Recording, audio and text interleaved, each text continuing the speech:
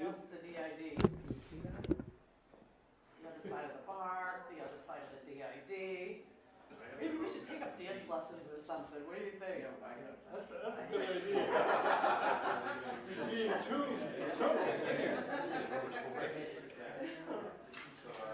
Especially for the food. Yeah, me too. Cheese and crackers are good. I think I'll have something to drink. You like something to drink? Hey, Bill, how you doing? Oh, really? I took it out last night. Where's the Where's the transportation? Downtown. Nobody mentioned Memorial Auditorium. To white balance it? Hello, Amanda. Hey, guys. Good, you good? You're welcome. I'm fine. You're back, right? Yep.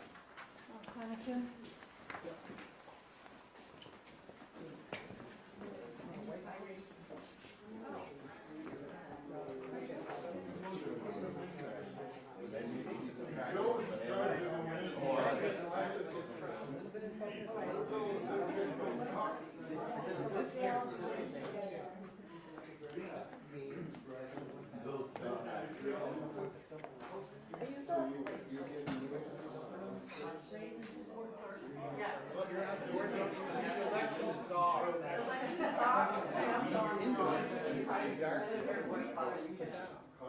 But it makes me drain.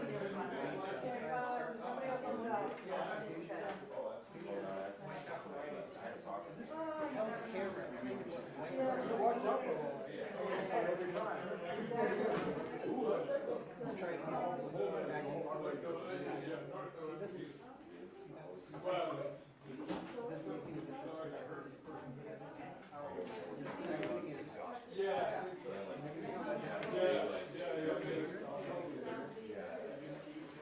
No, I did not, because There's 3,100. If you didn't have enough money, and then you go after this.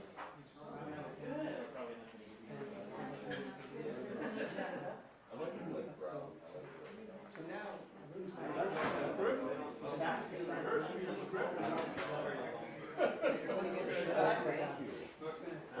That's right.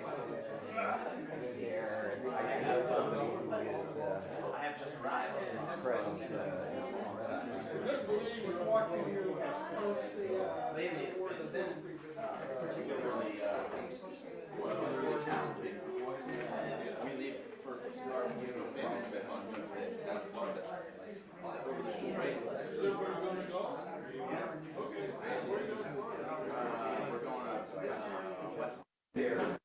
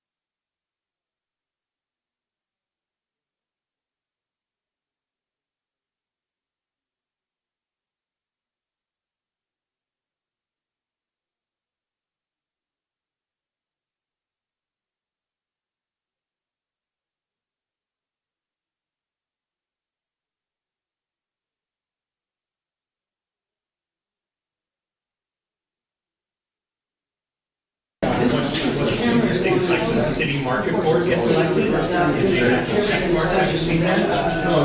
So they have check marks as to what kind of things you've done as a city. There must be concessions made by. Review the policy or your staff. I like your blog. And it's an objective way to say, show, demonstrate, in this position as opposed to just raise. Hey, how are you?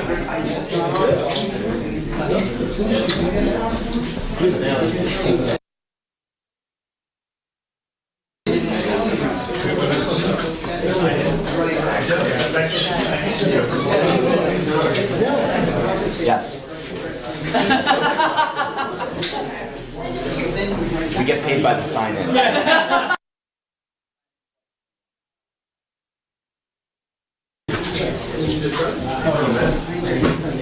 Go ahead, everything down.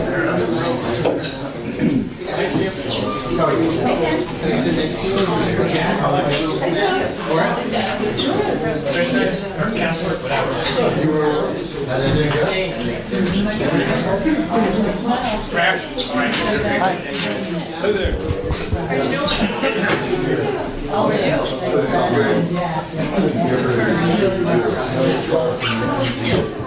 Hey, stranger.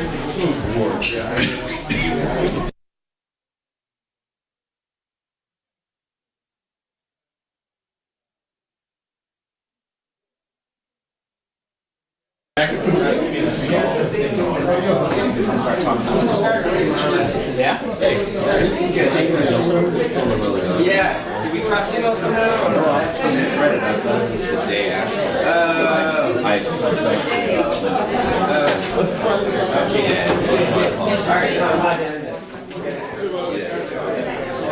Hi, everyone. Can I get your attention, please? Everyone have a seat. Hello, neighbors. Sit down. Let's get going here. We're starting a little bit late, but thanks everyone for coming out. My name is Alec Bauer. I'll be moderating the festivities this evening. I'm on the Ward 5 NPA Steering Committee. Along with myself here on the committee, we have Bill Kehoe, Joanna Grossman, Joe Derry, Mohammed Jafar, and we have two, Andy Simon, thanks in the back. Ben Travers, also on our steering committee, not here this evening. Maybe he's watching. Hi, Ben. We are presumably streaming live on Channel 17. Thank you, Channel 17. Much appreciated. We do have our open forum here in the beginning of the meeting. As I mentioned, we're starting a little bit late, but we should have time for everything on our agenda. If you haven't signed in yet, at some point, please do on your way out or back in or out a second time, as you see fit. First thing on the agenda is open forum, an opportunity for community members to raise a question, voice a concern, make a compliment on, ideally tonight, since we're primarily focused on election and candidate-related issues, on non-election related issues, but by all means open forum. Do we have any takers on open forum? Andy Simon. I just want to remind people that there's snacks in the back. Please avail yourself of snacks. Get up anytime during the meeting and get something to eat. Anybody else? I just want to call out that I saw like 3 reports via C-Click Fix in like a week in our neighborhood, and they were all resolved within a week. Wow. And so I think it's a great tool. Nothing's perfect because there's people, but overwhelmingly I think that's a great tool. What kind of issues were they? And you're in the Alder Lane neighborhood, Birchcliff. Yep. So So there what? was potholes and ice. Yeah. And ice. Anybody else see potholes lately? Oh, I haven't seen any potholes. No? I don't know where you live, but where I live off of Pine Street, there's a few potholes. Anybody else on open forum issues? Otherwise, okay, in the back here, yeah. Hi, my name is Amanda. This is the first time I've been here. I'm actually on the steering committee board 3 NPA. Welcome. I'm also on the board of Friends of the Fletcher Free Library, and I just wanted to remind people that there is a jazz brunch, a Jenny Johnson jazz brunch on March, but it's on March 31st, and this is the second annual one, and the first one was really great and well attended, and really fun. I don't know if did anybody go? No. And there's also silent auction items there. There's dinner for two at Women's Bistro and Von Bargain's Jewelry and Trade Winds and Vermont Stage Company and Uniform Shoes. So a ton of local businesses have volunteered. So I hope people will feel it's a fundraiser. So tickets are $40 if you buy them in advance. So if you have any questions, you're welcome to ask me, but I hope people will feel welcome to attend. Anybody else? In the back, yeah? My name is Tony. I'm here on behalf of Proposition Zero, which is a new electoral campaign. And I want to extend an invitation to everybody. A little bit about the campaign we believe that restrictions on ballot petitions, voter initiatives, and popular referendums concentrate political power and create inequitable policies that worsen social inequalities and undermine Burlington's democracy. Initiatives and referendums are methods for regular people to have a direct say in our city's policy-making process, and the current election rules as set out in Burlington's City Charter deprive voters any legal power to influence ballot questions, giving City Hall exclusive control of the process and effectively removes the voting population's ability to hold its members accountable. This stands in contrast to Vermont's time-honored tradition of participatory democracy reflected in both our state constitution and in the municipal charters of other communities, which grant voters, regardless of social or economic status, the power to propose, repeal, or change municipal rules through a direct vote. Ballot measures are fundamental to democracy. They function as part of the checks and balances necessary for collective self-governance by providing a mechanism to hold public officials accountable. They are used the world over to assert popular control over public resources, to prevent concentration of power by economic elites and domination of public institutions by private interests. Mass participation enrich the political process by harnessing diversity of talents and perspectives toward creative solutions to address collective needs and concerns. We believe it's time to update the rules of election in Burlington and bring them in line with other cities and towns in Vermont and beyond. We urge every eligible voter to sign and invite everyone else to sign our petition for city charter amendment granting voters the power to propose, change, or repeal ordinances during elections. Please consider donating, getting involved, and other ways to support, and let's take the first necessary step toward affirming our universal human right to meaningful, equitable political participation. If you are interested in getting involved, please visit our website, propositionzero.org. We are also on Facebook and Twitter. Thank you. Thank you. Anybody else? Any comments? Okay. Next item on our agenda, Merle Weinberger, Mayor. We just talked about, we've got a few minutes here in the beginning of Mayor's time on the agenda for his commentary on ballot items, and then we'll open the floor to questions. Great. Thank you, Alec. Thank you to the other members of the steering committee. Maybe can't tell if I should stand or sit here. I'll try standing. Appreciate the statement Free just made, and I would, I think it's fitting that the next thing on the agenda tonight is about, from my perspective, how direct democracy is very much alive and well here in the city of Burlington, in that you will have 4 items before you on town meeting day where you, the voters, have the full authority over whether or not these important changes to our tax policies and to our really our form of government, our structure of government, go through or not. And that is something that is very much given directly to the voters. And we have, I always feel like we're doing our job as elected officials if we're bringing forward a bunch of issues for consideration, and that's what's happened here. I do, since it's been raised here, we'll just say briefly, I do think it's important that the City Council retain the ability to occasionally do what it did this time and say that it is too late to take a certain advisory ballot item to the ballot. I think that's actually protecting the rest of our democracy and keeping our local democracy functioning if the areas of where the city charter says it is the mayor and the city council's job to figure this out if that discretion is retained. But we can debate that more another time. It sounds like this will be an ongoing discussion.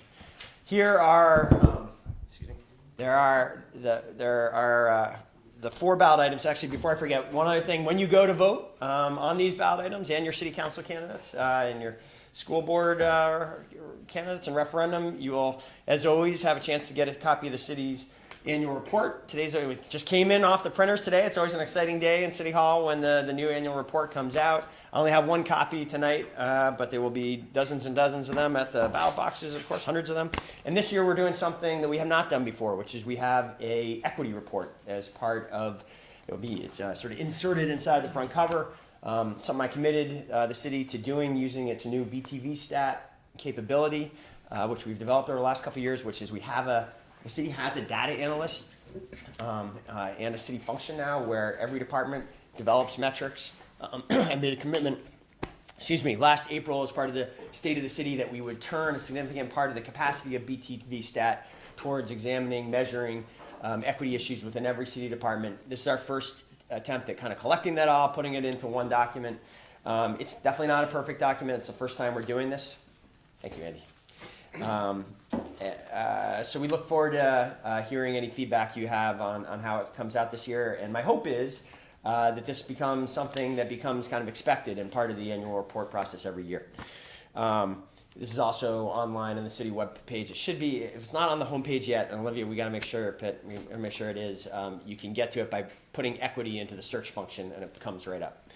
All right, so here's the 4 ballot items that I was going to speak to. Ballot number 2 is about maintaining city services.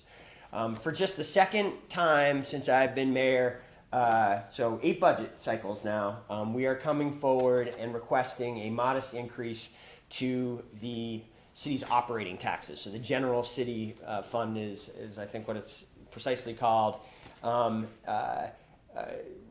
This is the fund that funds what I think we all, in large part, funds, or a number of other splinter taxes. But basically, this is how we fund our police and our fire and our parks and much of DPW, the library, the sort of general services that we think of as city services. And this is just, again, the second time in 8 years that we've come forward with a request for an increase.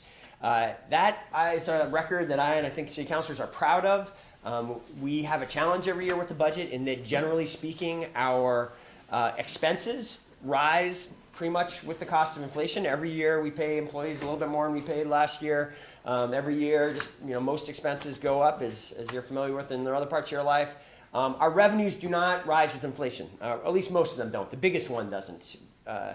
Property tax revenues only rise with an increase like the one we're requesting now, or with development and real growth. And so we are asking for a 1.5% increase on the city municipal taxes. That amounts to about $40 a year for the average Burlington home. And even if that goes through, and we have a graph, it's not on this piece. I do have these summaries, leaving them on the table over here if you want to go home with something. If you go to the BTV Future website, you can see a graph that we've developed which shows that over the 8 years, even if this goes through, we will still be well under the rate of inflation increase for the municipal property tax over that time.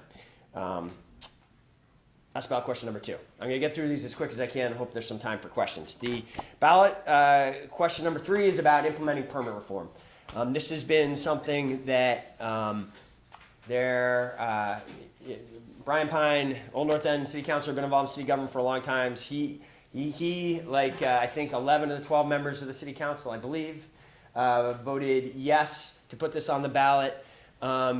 And he is excited about this as an attempt to cut what has been the Gordian knot of operational challenges within city government. We get more complaints about the city permitting system than just about anything else, except maybe potholes.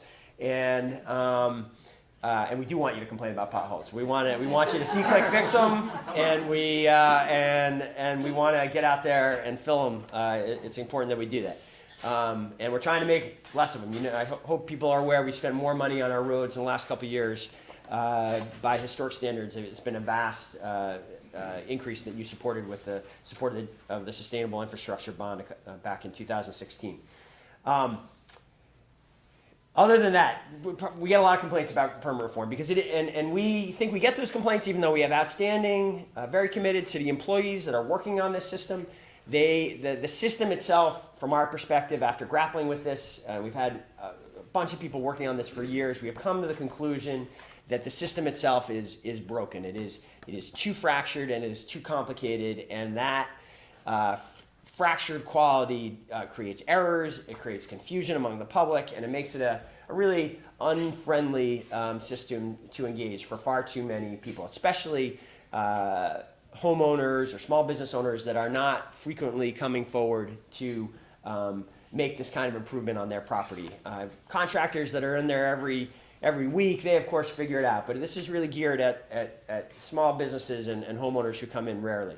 Our solution is a pretty straightforward solution. We are going to take the 3 different government functions, zoning office out of planning and zoning, building inspection services out of the Department of Public Works, and code enforcement, and we are going to consolidate all 3 of those functions into one new department called the Permitting and Inspections Department. That is going to be headed by 1 department head instead of 3. And that is going to be accountable to your elected officials and therefore to you. It will be a mayoral appointed department head with city council confirmation. All of this whole department is going to be located right here on Pine Street in the DPW building. So you will not have to go to multiple locations within the city to get your permits. We are really hopeful that this is going to be a huge step in and of itself and lead to further reforms of this system. Bill Ward is the individual who will be the department head of this if this goes through, and he is already doing continuous improvement meetings. He's already identified, he wants to get rid of, instead of having multiple permits, he wants there to be 1 building and inspections permit. It may take additional votes or ordinance changes to get there, but he's already thinking big about how we make this system better. I really feel passionately about this, and I know many city councilors are excited about it too. I hope you'll seriously consider supporting it. I'll leave it there. There may be questions. It is a big charter change. It touches on a couple other elements, so if people have more questions about that, we can come back to it, but I think I heard a ding go off. I might be going over my time already. No, we're doing all right? Okay. Number 4 is, my sense is, and I see my old colleague, Gene Bergman, who is an assistant city attorney that I was proud and happy to reappoint 6 or 7 times during our, and we got to work together on a lot of things, and I have a lot of respect for Gene. I think you may hear tonight or otherwise we disagree on this issue, and I know there are others who disagree on it. This is the creation of a downtown improvement district. Ballot question number 4. Again, maybe we can save some of the conversation for whatever questions you have and concerns you have. I will boil it down to this. We have had active management of Church Street for the last 30 years.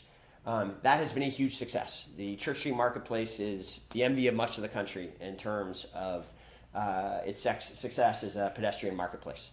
The proposal here is to fulfill, interestingly, the founder's intent and expand the active management to the entire downtown. We can say that with some confidence because the founders are still around. Bill Truex and Pat Robbins came to the city council recently to voice their support for this and say it was the mayor apparently way back then that got in the way of this being active management of the downtown from the beginning. There are many, many other downtowns that have downtown improvement districts that cover the whole downtown. It's actually quite rare to have an improvement district that is as narrow as the one that we have.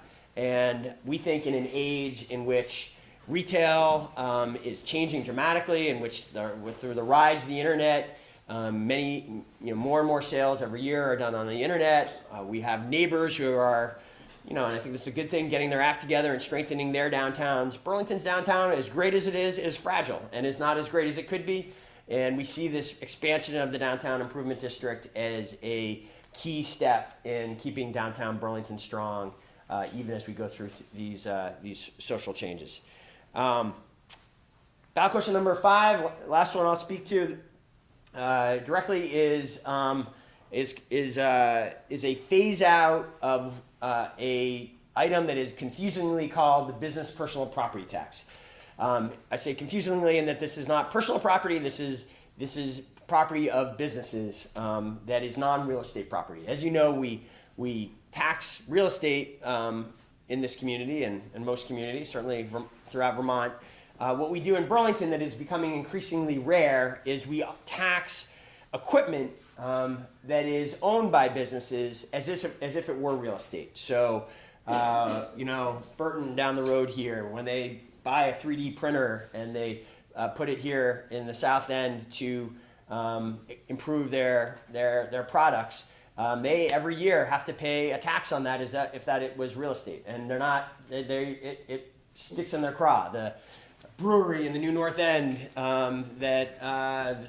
small business that is part of the Ethan Allen Shopping Plaza, when they put in I'm not sure I know my brewing equipment as well as I should, but those big vats where the fermentation takes place, they pay a tax on that as if it was real estate. And the problem with that tax is that because those things aren't real estate, they can easily be moved someplace else. And that happens. Businesses have told us they move out of Burlington or they choose not to locate in Burlington because of this tax. And cities and states around the country have identified that, and less of them charge this tax. There used to be, I think the majority, many Vermont communities used to charge this tax. When we started looking at this a few years ago, about 60 municipalities within Vermont charged it. It's dropped to 30 just in the last couple of years. So we think it's important to move away from this tax. It's not easy to do so because we take in a significant amount of revenue, over $1 million from this. What we are proposing here is to phase this out over 8 years, and doing it that way, most of the phase out takes place at the end, and we have timed it so that the final phase out happens when the waterfront TIF district expires, at which point the city will be getting, the operating funds of the city will be getting a substantial increase in that year from the expiration of that TIF district. So we think we found a way to get rid of a problematic tax that that has really been lingering out there as a problem for a long time, and do so in a way that has a minimal impact on you, other taxpayers. With that, if we still have time for questions, I'd love to take some. Perfect timing. We do have a good 10 or 15 minutes for open questions. As I noted before, we'd love to focus the questions primarily, at least in the beginning, on the ballot items that we're here discussing. If we get through all the questions from the assembled on ballot items and have a few extra minutes, we can take some more general citywide questions from there. Sound okay with you? I would love to do that. Yeah. Okay. A lot going on. Happy to talk about. I got a question. Great. As I understand it, you were elected with less than a majority of the votes in Burlington, Vermont, right? And the two candidates that ran against you were both to the left of you. Now, you saying that your example of putting initiatives on the ballot that privatize Burlington is an example of direct participatory democracy from the bottom strikes me as utterly absurd. I mean, I don't know how that is an example of sort of policy coming from the people and the people having an opportunity to sort of weigh in on the politics of the city, when those politics aren't even in a lot of ways from a democratic beginning in the first place. Well, I guess I appreciate the point. I'm proud to have been elected by this community 3 times now, and proud of our record over the last 7 years. And I have to say, what I find, to use your word, absurd, is the notion that ballot question number 4 is somehow privatizing anything. I know that is what opponents of it are suggesting, but I challenge you to name a single public asset that is being privatized as a result of this passing or being implemented, and I challenge you to name a single public authority that is being transferred. We are not privatizing anything in ballot question number 4, and to a unusual degree, we are ensuring that any authority that ultimately is approved and granted by future city councils can be the city council retains extraordinary oversight over the new nonprofit that will be created, likely if this does pass. So I sort of get how people, when they look around, and Gene has an example in Fort Worth, and there are hundreds of these downtown improvement districts, because these have been seen as an extraordinarily successful and positive public mechanism for improving our cities and downtowns, and literally hundreds of them have been created. And of course, some of them have had some problems. But I liken this argument that I've heard others advance to, being like going out and finding the worst lawyers in the country that are ambulance chasers and the most unscrupulous lawyers, and then saying, see that lawyer over there? See what he does? That means that Gene Bergman is a bad man because all lawyers are the same. I think we really should be debating the downtown improvement district that we've proposed here in Burlington and the details of it, which are huge. And I think when you do that, you will find that this notion that we're privatizing anything is simply false. So, you think we should be debating, and that's what we want to do, is we want to debate, we want to hear the reasoned pros and cons for this, and it just seems like it's rushed. I mean, the first newspaper article came out in November, and I didn't even see that then, I just saw that most recently, so I'm kind of new to the issue, and yeah, a lot of people have concerns, so are we going to have a debate about the pros and cons of this in 1 month? So I don't think a lot of people are totally opposed to the notion of expanding the district, but there's concerns and there's worries and fears that should have a chance to be aired and to hear why it's a good idea. And people just haven't had an opportunity to do that yet. And so I would vote no on question 4 for that reason alone, buy a little more time. Okay. So, I don't totally understand about this, but so I'm going to ask you a question. Yes. Am I correct that the private nonprofit that would manage the downtown will be just that, a private nonprofit? Is that correct? It will be a private nonprofit that has a majority of its board members appointed by the city council. It will be a nonprofit that's bylaws will not come into existence until the city council passes them. Its budget will be approved by the city council every year, that will sunset at the end of the 10 years if something doesn't, if we don't like it. So yes, it will be a new nonprofit that will be created. I wouldn't say to manage the downtown, but to play in that. It will be to take an active role in the downtown while the city continues to perform the great majority of what we think of as public services. So who will police the downtown? The city will police the downtown. There will be no police function to this entity. It is possible sometimes people suggest otherwise because one thing that some of these districts do, and that this one we may agree to allow this to do, is to hire ambassadors that play a role communicating with the public and potentially, like our street outreach does today, alerting first responders, police to situations that require a response from public personnel, but there will in no shape or form will they be policing the downtown. So our street outreach workers are employed by Howard Center? Correct. That's a little different than what an ambassador would be, right? In the sense that it would be working for a different organization than Howard Center, yes. One of the things required by this charter change would be that there be nonprofit services represented on the board of this entity. There needs to be a representative from a nonprofit service entity, and city officials will be ex officio members of this board as well. So the public perspective will be very much part of any public debates or board discussions. Although ex officio means non-voting, correct?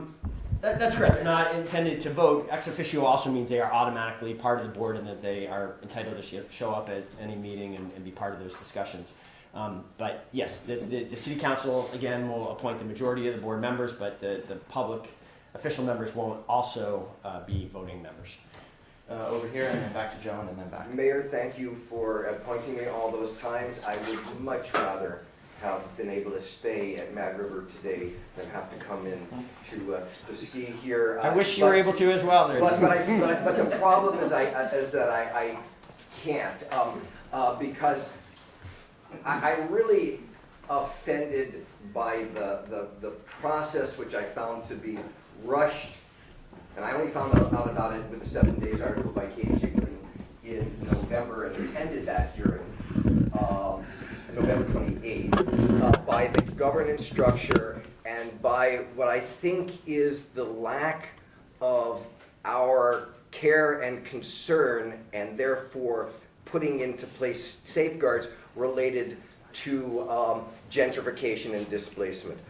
You asked, though, about, you said, cite me one thing that we are transferring.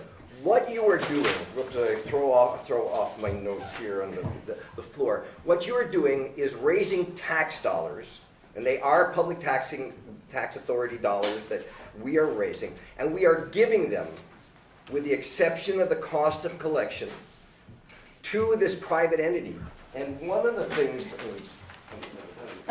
on the floor, that one of the things that you allow this public entity to do is own goods, own assets, benches, lights, enhanced the aesthetic things. So the first example is the transfer of public tax dollars to a private entity. And I totally appreciate the efforts to try to soften the privatization. But the fact of the matter is, each and every one of those 11 board members owe a fiduciary duty to the private entity that they are a board member to, not to the appointing body. And so we have this major contradiction.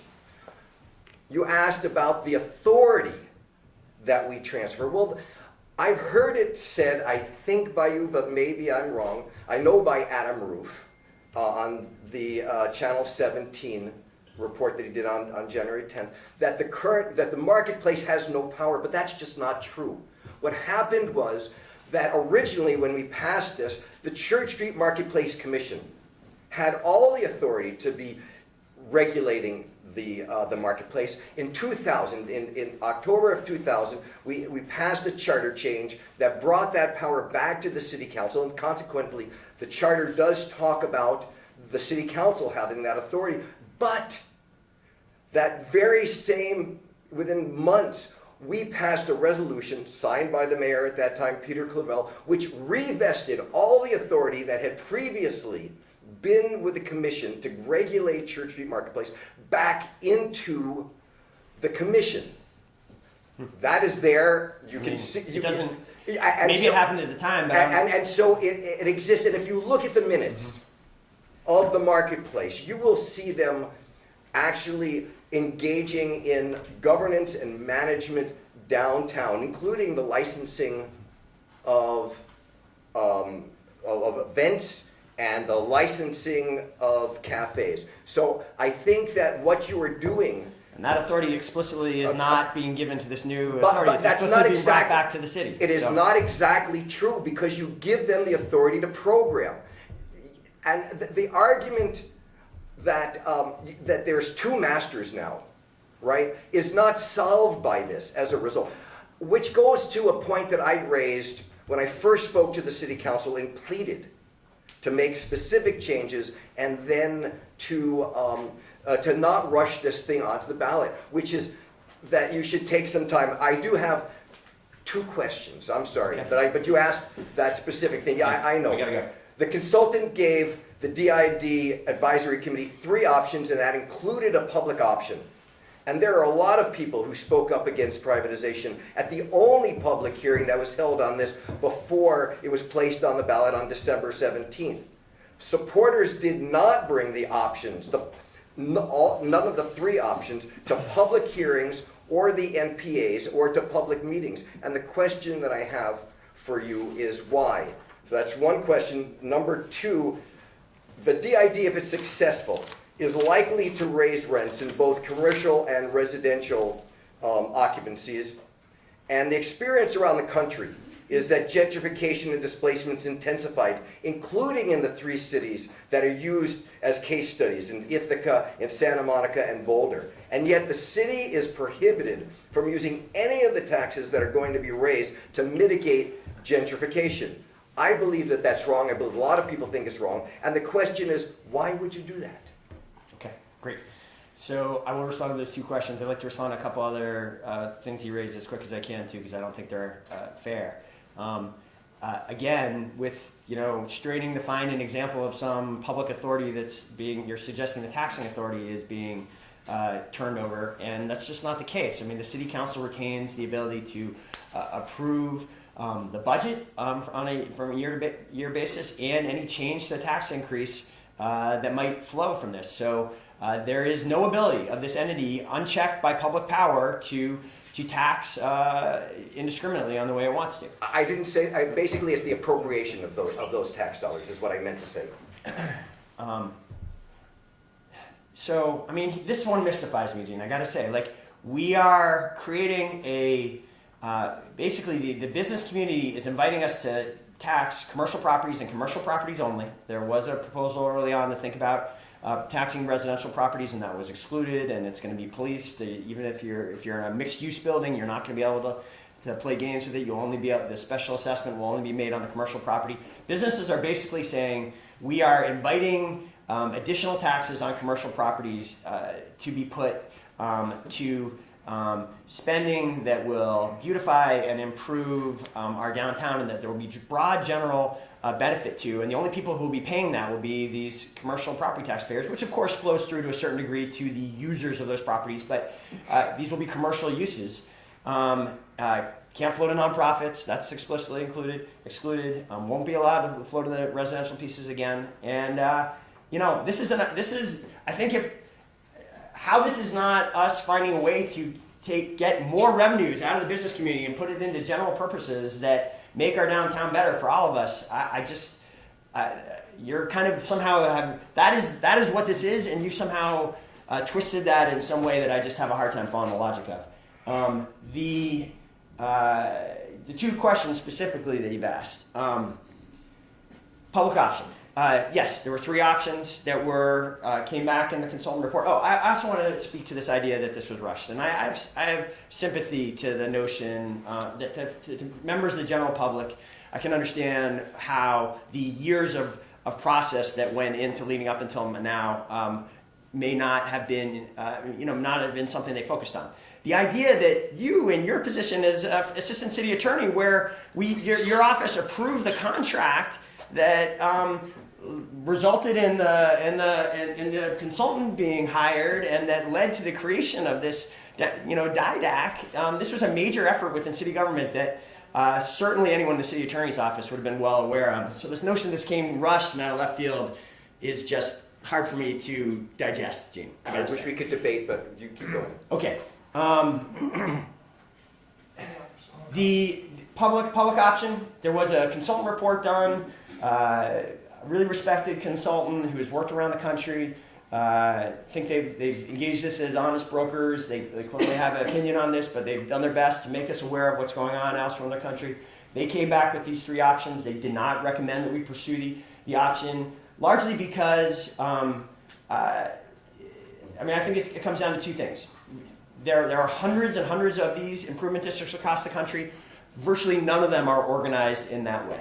Virtually all of them are organized as these independent nonprofits. Again, these have been seen as an innovation. You study it in graduate school, like I studied it in graduate school. These are an innovation that have worked and made downtown stronger throughout the country. And all of them, virtually all of them, are organized the way we are proposing, except for the fact that we are layering on top of this far more public protections than almost any of the other ones have. And that's fundamentally why, and there would not have been support. We would have, if we had tried to move forward with the other option. There is real discontent over the way that the marketplace is currently organized. In many ways, has been for decades. And if there was an attempt to expand that it would have, you would have had a whole different, it would not have, the people who are being asked to sacrifice by putting in additional fees would have been very much against it. And I think there is a desire, we see it as legitimate, that people who are going to be paying the additional resources coming to play here have some, that they are voices that get to kind of weigh in the way they have here, and they would not have accepted it the other way and it wouldn't have worked. The final point about gentrification I find to be a very cynical argument, Gene, and I'm disappointed you and others are pushing it as hard as you are. Essentially, here's what the people who are suggesting this is gentrification are saying. These, again, it comes back to the fact that these improvement districts work. They make the cities that they are responsible for better. They make them more appealing places to be. They beautify them. They make them more interesting. They make them places that people are attracted to. And as a result, I'm sure it is the case that many of these rents have gone up to some measurable degree in those areas. It's not, the costs aren't going up as a result of the direct fees, but because these work, because they're so successful. I guess you can make the argument, as essentially you guys are, I guess, that the way to keep that from happening is to make sure we don't make our downtown great. I don't accept that argument as a good argument.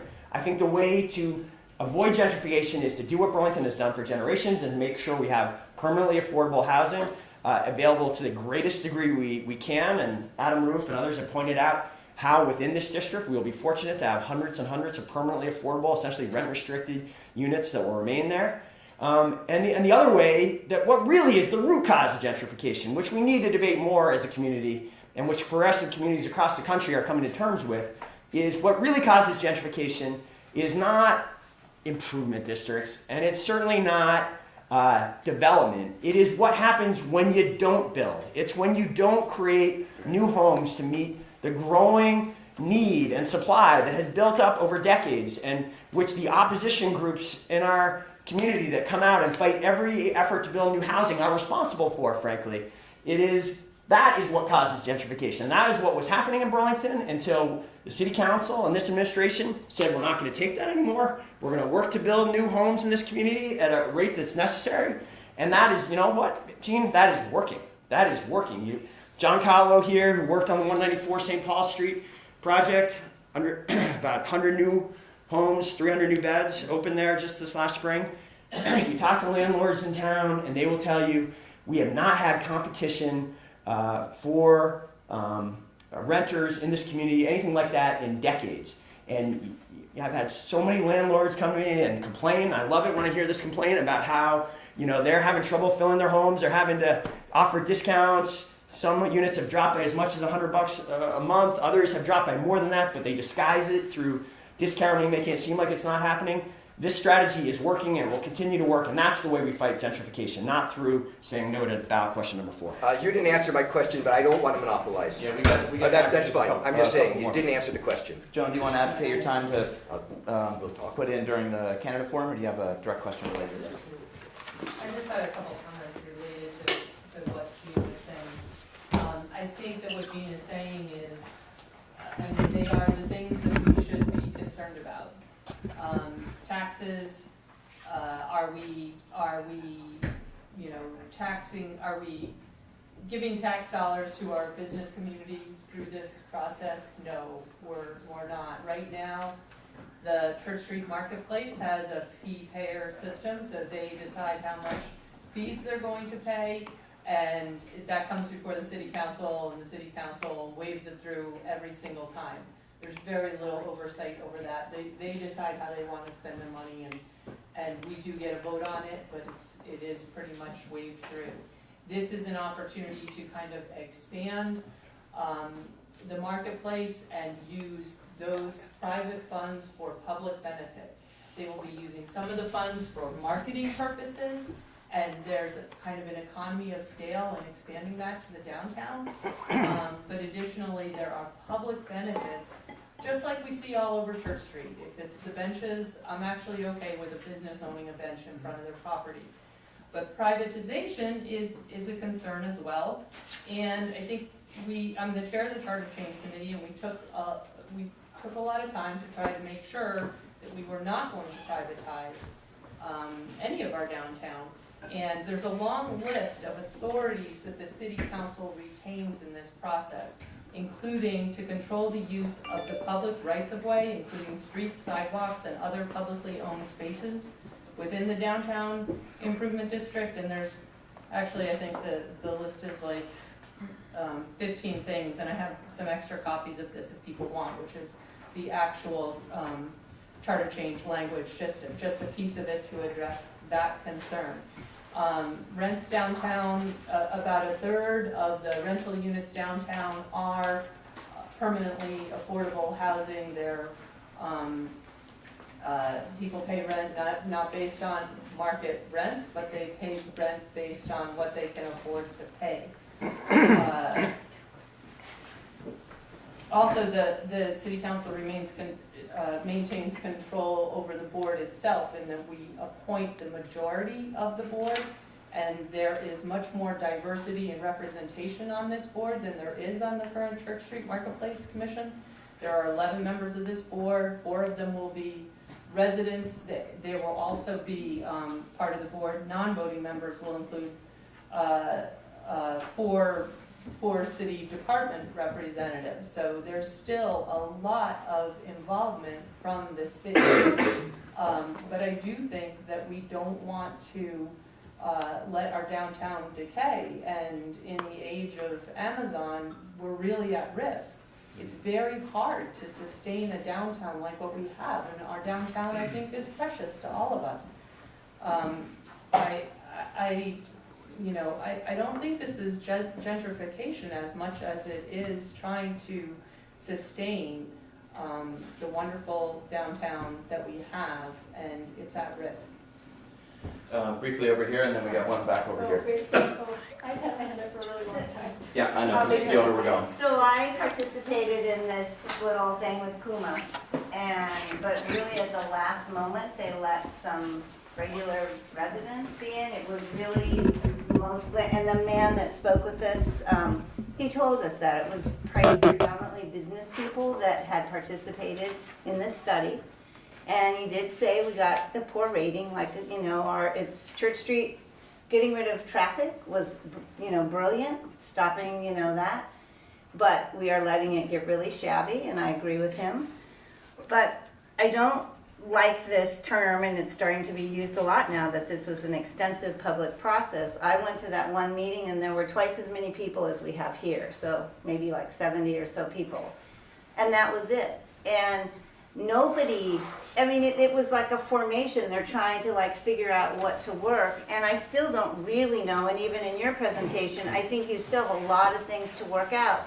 So why are we voting on this now when people are just trying to learn about it, and we got a beautiful little glossy postcard? Who's going to say no to this? Look at the flowers. This is winter, and but it's a sales pitch, and I want more substance. I want information.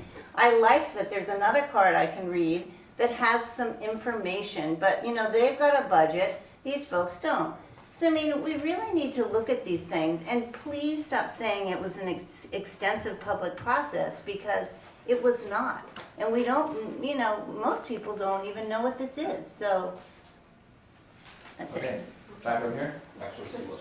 Okay. So I lived on Church Street since 2005. I just, one thing I want to say is that, many of the local businesses, owners, and staff are my friends and neighbors, so I think we really want to support them. I too feel this was rushed. I'm one of the few people who went to that November meeting that Adam had, because I got a postcard in the mail and people asked why there were so few people here.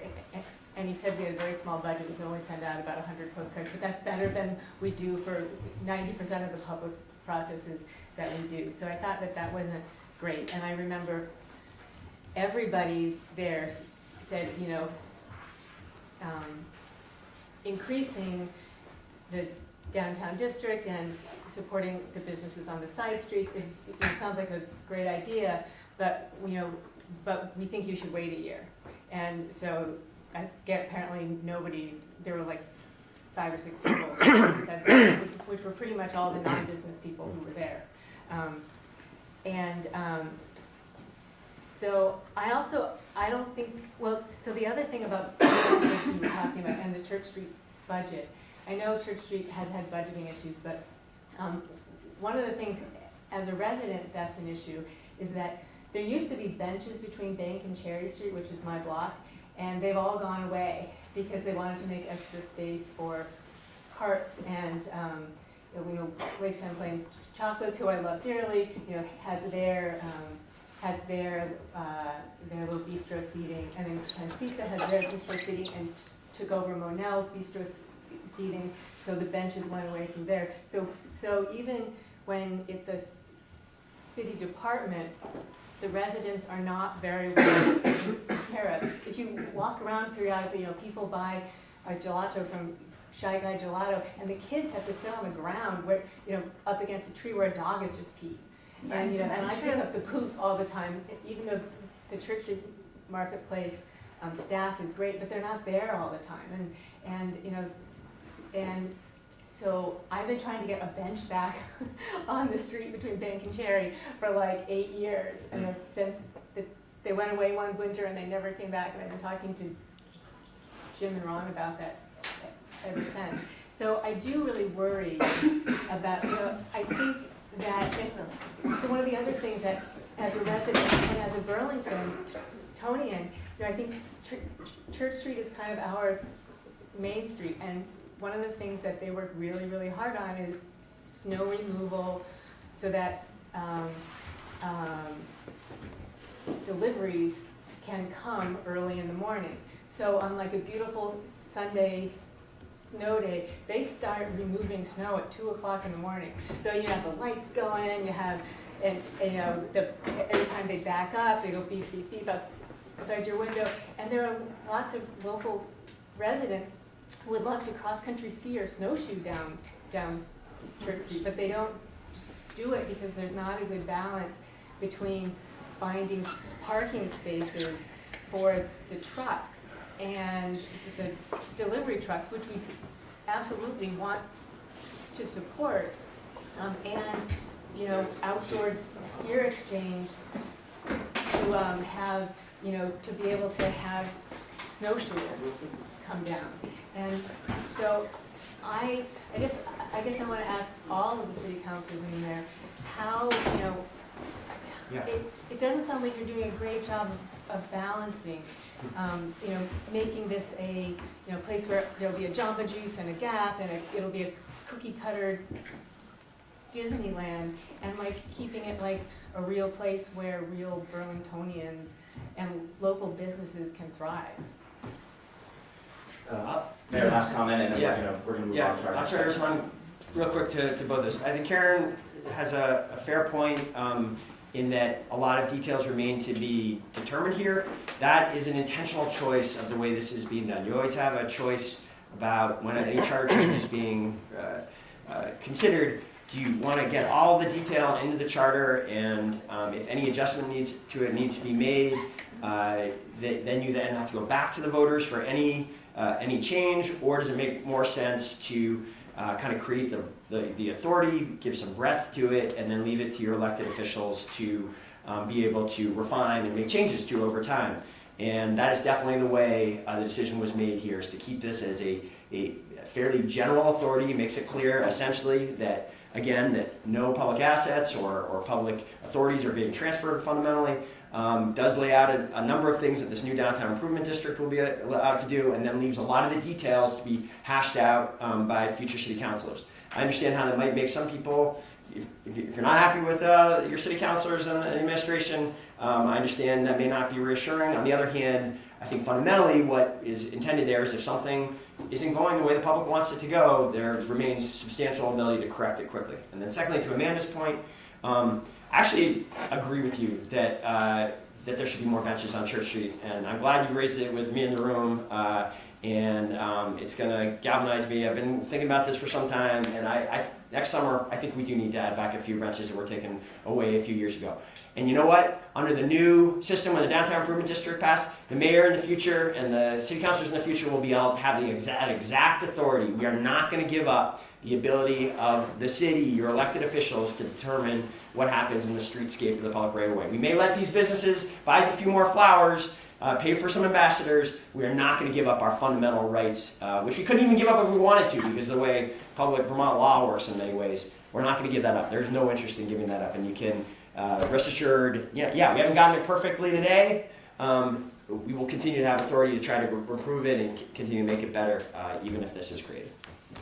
Mayor, thank you very much. Hey, thank you. This was great. And people do want to talk more. I'm out at the Bagel every Wednesday. We've been doing a bunch of other coffees, and there is still a couple weeks left before town meeting day. I'll be going to other NPAs. If talking with me further is at all helpful in grappling through these issues, there's lots of ways to find me over the next week and a half. So, great, thank you.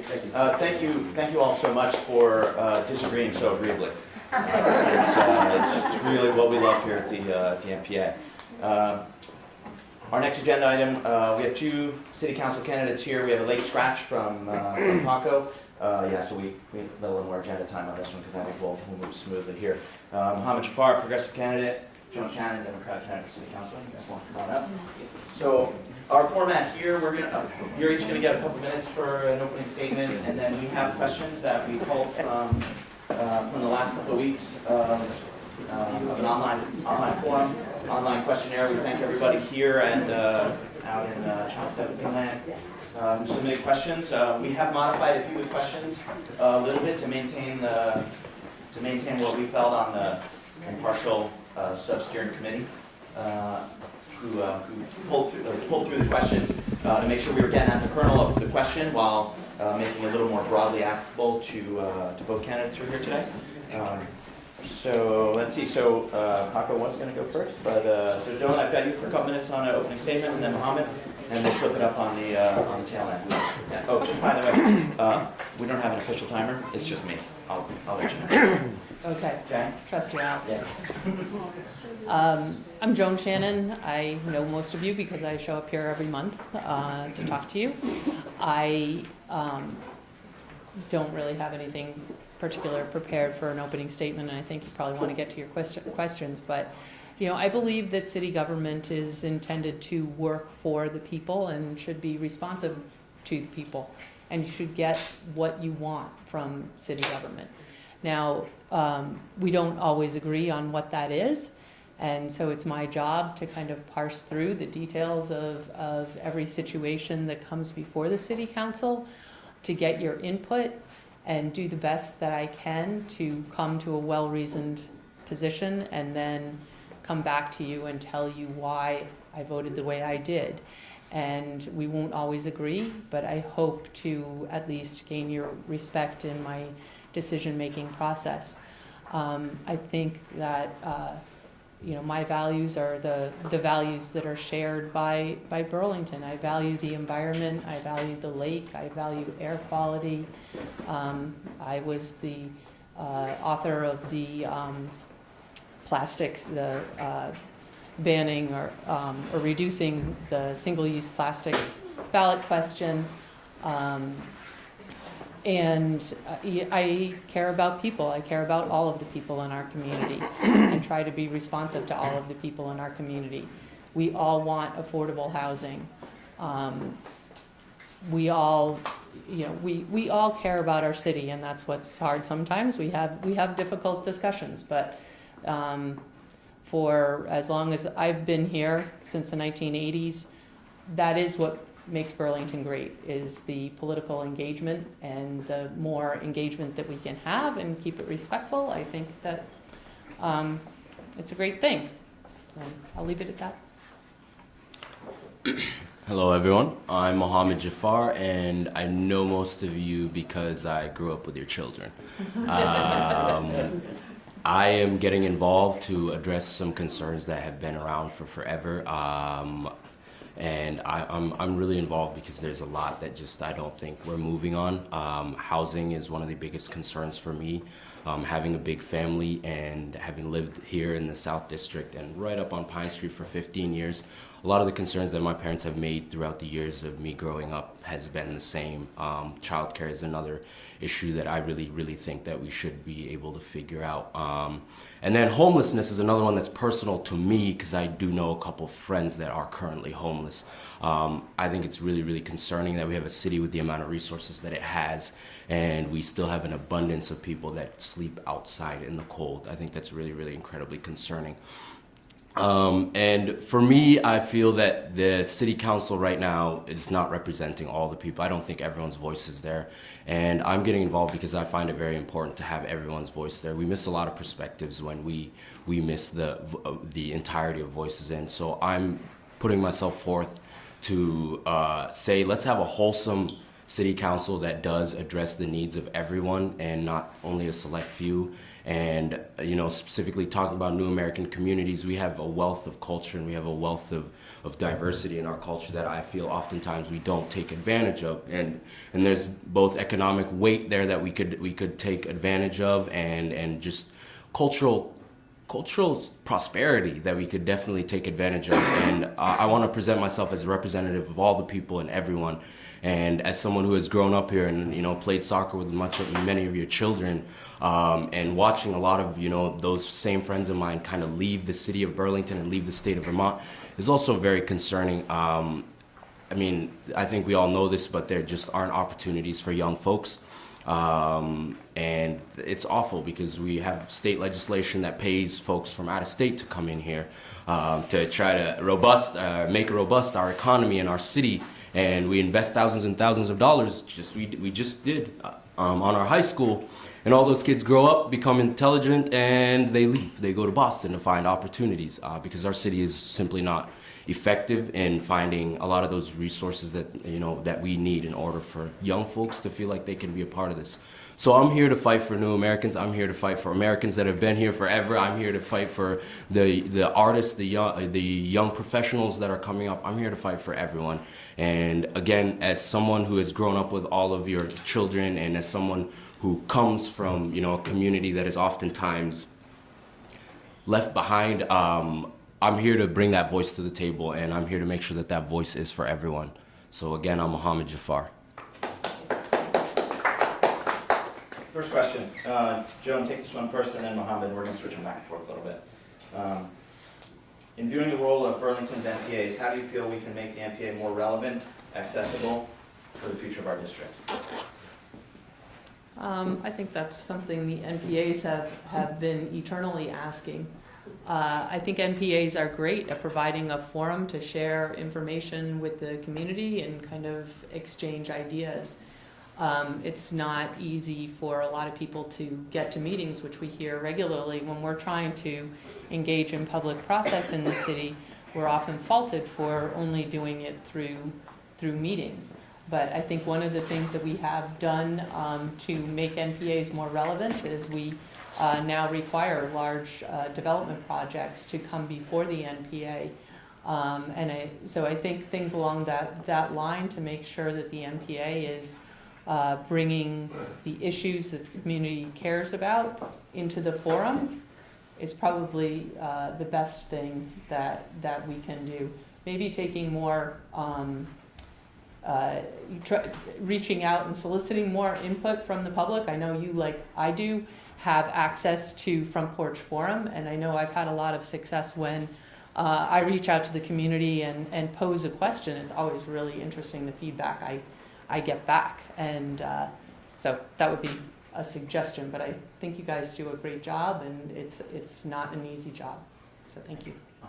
Could you repeat the question? Sure. In considering the role of the NPA here in Burlington, how do we make them more relevant and accessible to more residents? I think first and foremost, defining the operational definition, or providing an operational definition of what the NPA is, and also the mode that we use to reach out to folks. I'm certain that not everyone uses Front Porch Forum. My parents don't use Facebook. They don't know what Twitter is. And again, that's a kind of my thing, is because that, you know, that communication just has been missing in many in a great way. I mean, young folks should be involved in NPAs. I think it's really concerning that the first time I heard about what an NPA was when I graduated in May, and I came back here to try to get involved in the community.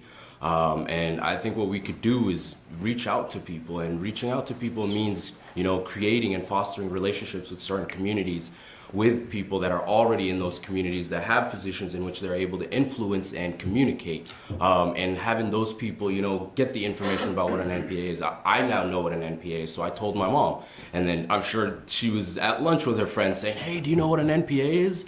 And that in itself is really, really great, but that's not something that, you know, my family has had, and that I feel that many families don't have that. So I can make the NPAs a lot better by simply reaching out to everyone. And I think that's the biggest issue, is that we don't reach out to everyone. And of course, we're limited in resources. I'm on the steering committee for the Ward 5 NPA. So I know what, you know, what it's like. And one of the first questions I posed during one of our first meetings was, how do we reach out to people? What exactly do we do to get this message out to folks?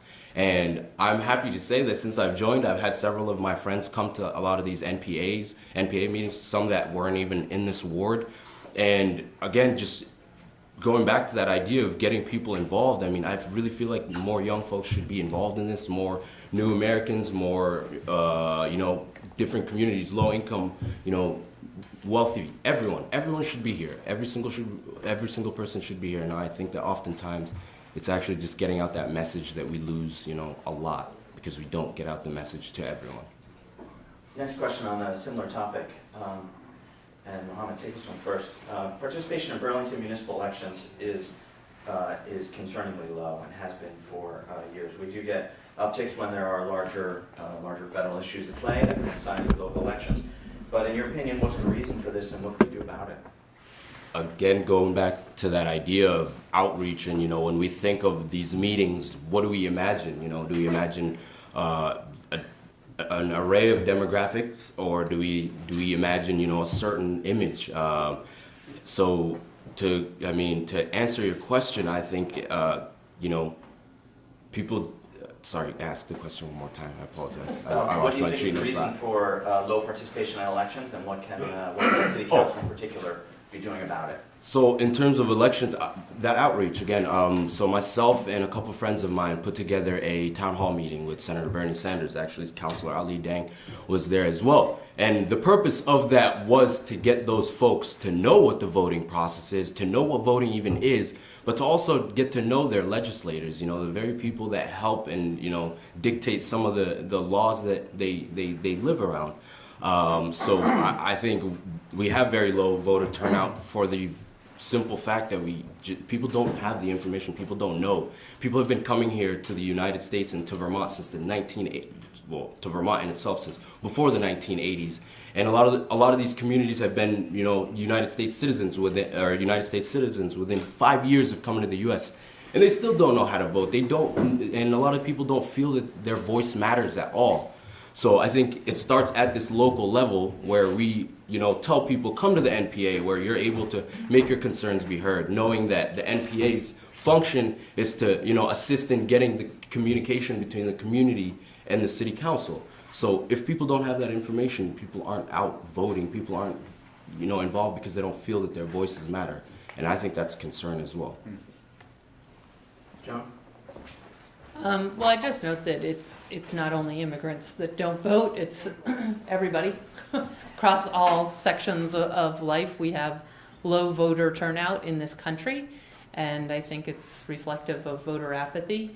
And I would note that the November elections did actually, we did see a substantial uptick in voter participation, maybe because on November, I forget what it was, November 8th, 2016, or November 9th, 2016, people woke up literally and were very surprised. And it's unfortunate that that would be the motivating factor to get people out to vote, but I think it has been a motivating factor to get people out to vote. I also, as I'm going door to door, I do register voters. I think Democrats have always been active in trying to register voters. I believe my friend Andrew Champagne has registered more voters than anybody in the state of Vermont, he told me yesterday, and I believe that, because I have registered voters with Andrew Champagne. The man is a machine. But registering is only, only half the battle. You have to actually get people to turn out, and I think we've done a lot in Vermont to make it easier to vote, which is great, and I support that. I think it's probably more a function of political candidates than the council itself. But I'm open to ideas on things we could do as a council to increase voter participation. It's important. Okay, next question. Joan, this one to you first. By way of example, briefly, how will the lessons of your personal life experience help you confront the changes ahead for the city?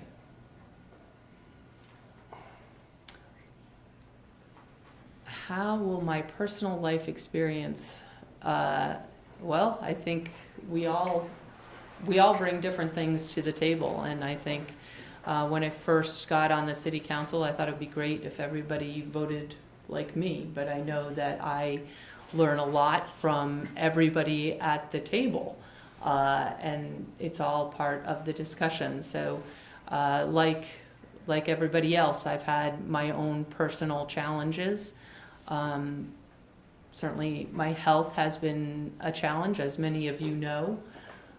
For a couple of years, and when you spend a year or so on crutches, actually I wasn't on crutches the whole time because I couldn't use crutches because I had 2 frozen shoulders, but you certainly look at how a handicapped person would experience the city when you can't get around the way other people can get around, when it's almost impossible to walk a block. It gives you a very, very different perspective. And during that time, I also reflected a lot on my great fortune of having a place to live when I felt so awful.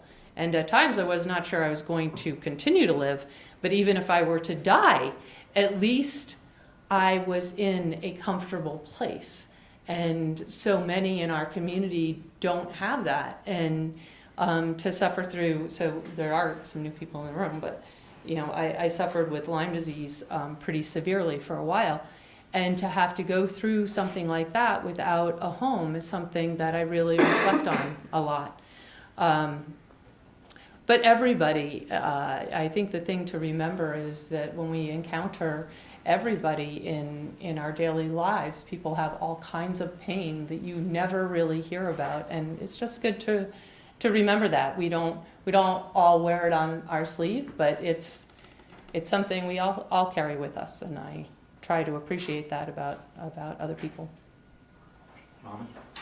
So for me, my experience and my personal experiences are why I'm involved in the first place. The other day, I was complaining about something to my mom. I think she asked me to call some insurance company for some reason. And I was like, Mom, do you have any idea how much work I have to do? I'm stressed all the time. Can you just ask one of my sisters to do it? And she just looks at me and she says, so I fled bullets, slept in caves, ran away from lions, and you think making a call to insurance is going to be the biggest concern that you have to deal with? And I sat there, and it really, it provided me a moment to just realize the magnitude of what my parents and a lot of families like myself have come through. So for me, personal experiences drive the very character that I put forth today, the very character that I am, because those things have shaped how I see the world and the perspective I have in terms of my understanding of the need for us to protect everyone and for us to take care of everyone. My personal experiences are everything to me, and my personal experiences are me. So. Okay, changing gears, but staying in along lines with something you said, Joan, regarding housing. How will you address Burlington's affordability crisis, specifically with respect to housing, but writ large across the city and other areas you feel is important to touch on? Mohammed going first. Mohammed, sorry. So in terms of housing, I'd say let's invest in our housing infrastructure in general, and then our housing trust. I know it's easy to say let's build, but we can't build our way out of everything, and I certainly do agree that there is some building that needs to happen, but we need to figure out a way to pay people enough to be able to live in the homes that they live in, and we need to be able to figure out how housing can actually be affordable. And you know, housing is considered affordable in some capacities, and it's not. Even when we say it's affordable, it's not, because a lot of people don't understand what exactly people are dealing with.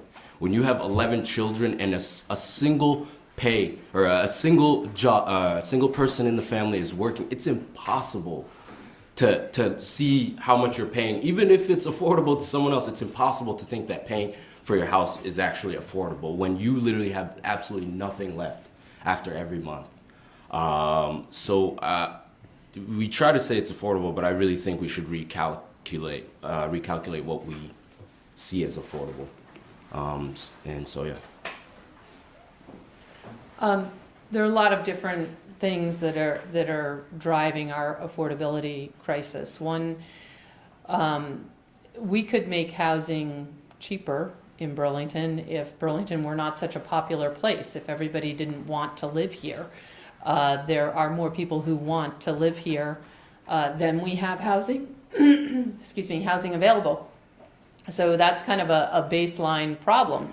So we don't want to make Burlington less desirable and just make it cheaper. We want to make Burlington more affordable, which means increasing our housing supply. And as a community, we've been rather resistant to doing that. There is, we don't want large apartment buildings going up next door to us in the South End. It wouldn't feel right to us. I actually think, my own neighborhood does have a mix of housing styles and some large apartment buildings, and it works quite well. But we have to find those opportunities where we can build housing, and it's one of the reasons why I did support the City Place project, because the more housing that we can build, the more we're going to be bringing market rents down.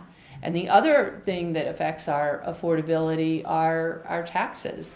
And 2/3 of our taxes are now on the education side of our taxes. And I think we have to really look, education is not under the purview of the city council, but I really think we have to look statewide on how we are funding education and what are the cost drivers in education, because certainly it's not that our kids are getting too much, it's not that our teachers are paying too much, yet our system is an unaffordable system.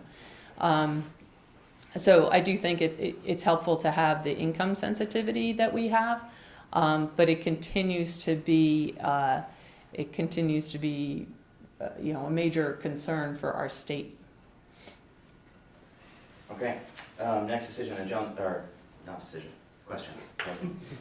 Joan, to you first. How do you feel about the Downtown Improvement District ballot item? We had some lively discussion on that earlier, but what do you think are the benefits as well as the risks of its passage or failure? Thank you for the question. I was really hoping to talk more about that. I think the issues that Amanda raised were good ones about residents not really having a lot of participation in the way the Church Street Marketplace is structured now, and that is one of the issues that is, I don't know if it's solved. We haven't gotten there yet, but we certainly tried to solve that problem, because out of the 11 voting members in the new Downtown Improvement District, 4 of them would be residents. There isn't resident representation in the existing Church Street Marketplace structure, and I think that you might have a better chance of getting some benches with this Downtown Improvement District. But I do think that I absolutely support the Downtown Improvement District. I think that, as I said, it's an opportunity to use private money for public benefit. And I think we see that in the Church Street Marketplace, how private money is used there and how we can all enjoy the benefits of it when we're on Church Street. I think making our downtown a nicer place is not a bad thing, and it won't cost the residential taxpayers of Burlington anything to get there. Also, I wanted to point out that on the board there are, I think, 3 nonprofit positions on the board, and that the Downtown Improvement District actually has a social mission. So when we talk about businesses in Burlington, we're not talking about Enron, we're talking about Uncommon Grounds and Sherpa Kitchen, and small businesses that are really struggling, and we want them to thrive. It was the downtown businesses that really brought us the street outreach program. And we do that while we just have 4 blocks of businesses participating. I have participated in several trips that were sponsored by the Business Association and Church Street Marketplace to look at how other communities are handling the same problems that we have in Burlington. And I went to Boulder, Colorado, Denver, Colorado, Ithaca, and Portland. And none of them could believe that we somehow sustained our business district with just 40 properties paying into that business district. You don't have the economy of scale to make it work long term. And there were a lot of federal dollars that went into creating the Church Street Marketplace, but it's now an aging marketplace. And we need to reinvest in that. And we need the economy of scale of bringing in, the rest of the downtown, and the businesses want it as well. The businesses want to pool their money to try and improve the downtown. So I don't have the view that this is, that there's a privatization scheme here. There's a long list, and for anybody who's interested, what I have here is just 2 sides of, 2 pages of the maybe 9-page charter change that explains all the things that remain under city control, which is really most of it, and in some ways more city control, because the city council is actually going to approve the bylaws, we're going to approve the management plan, we're going to approve the budget, we're going to appoint the majority of the voting members of this new entity, and I think that it will be a great enhancement in our downtown. Downtown Improvement District. I absolutely and completely disagree. The Downtown Improvement District is incredibly privatized. And in terms of accessibility, it again negates to address the issue of homelessness. What do we do with these communities that we already literally speak almost in a derogatory form about when we say, well, the community, we don't want to talk about it. We know exactly what we're talking about. The Downtown Improvement District doesn't involve everyone. And what indicates that is a lack of transparency in the entire process. The fact that no one in here knows what the Downtown Improvement District is. I still don't know what the Downtown Improvement District is. I've sat down with several people to try to get an understanding of what it is. And it's just quite clear that the process of it all was not transparent. And when a government decides that it knows what's best for the people, we get bright ideas like building walls so that people can't come in fleeing things like, violence. So I think it's really, really important to understand that our city council is a body that's elected to represent exactly us. So if everyone out there is suggesting that the process was not transparent, I think it's incredibly wrong for us to be told that it is transparent. Who you elect should be representing you, not telling you, you're wrong about your assessment of things. So again, going back to the Downtown Improvement District, the accessibility, that expansion, what does it mean for low-income families? What does it mean for my family that lives right up on Pine Street when we make that expansion? To subliminally just suggest, rent might go up a little bit and pretend like that's all it is also incredibly, it's disencouraging. And I think it's really important that we understand, again, there was no transparency in this process, and it just doesn't, we're not holding our city councilors accountable for the lack of transparency in a lot of these developments. And that's gonna hurt us in the long run. Those that are renters, homeowners, taxpayers, we have to take on the burden of these developments that don't include any of us. And it's quite clear that it didn't include any of us, because again, none of us still know what it is. Can I rebut that? You can. Thank you. To be clear, the Downtown Improvement District does not raise rents. And it's not, there are no fees on residential properties. And as far as the accusation that the city council hasn't been transparent, I really don't know what an example of that is. All of our meetings are public meetings, they're publicly warned, all of our discussions have been in public. And, you know, I have reported here at the NPA about it, so I'm not sure what, you know, what is not transparent. If, you know, there can be an argument that we should have had more public engagement, which I think is different than not being transparent. But I also think that the focus of the engagement was more the people that were living right downtown. And it probably wasn't engaging a lot of people out in the South End, but and particularly because it's going to tax the businesses. They were definitely more a focus of the engagement because they're the ones who are going to have to be footing the bill. So that is where a lot of the focus was. But it's a charter change, so we are having the discussion now. You all get to vote on it, and I do think that that is a transparent process. We might not all agree on which way we want to go, but I don't think it's fair to say it's not transparent. Just a clarifying question, maybe I misheard the mayor earlier, but did he not suggest that rent would go up a little bit? I believe I heard that. No? Okay. No, Then I misheard. I mean, the only way that rent goes up is if, in the sense that the neighborhood gets nicer through this process, which could potentially increase rents. But there are, I'll tell you, I'm also a realtor, there are other factors that affect rent. And when City Place comes online with all of the new rental units that they're bringing in, that could definitely put some downward pressure on rents. So it's not happening in isolation, and it does not in and of itself increase rents.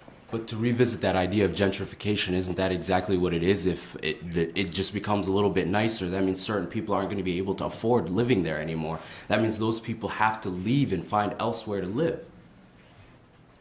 Well, the alternative is it could become less nice, and it could decay, and it could become a downtown with a lot of vacant space, and rents would be low. But I don't think that that is what we want either. I think we need to try to build more housing, because building more housing in the downtown does decrease rents. And I think that that's the alternative to high rents, not to let our downtown decay so that rents will be low. Herein lies the debate on gentrification, how to avoid it and still maintain high quality services for the entire community. Not enough time here to cover an entire debate on gentrification, so I'm going to move on from that topic.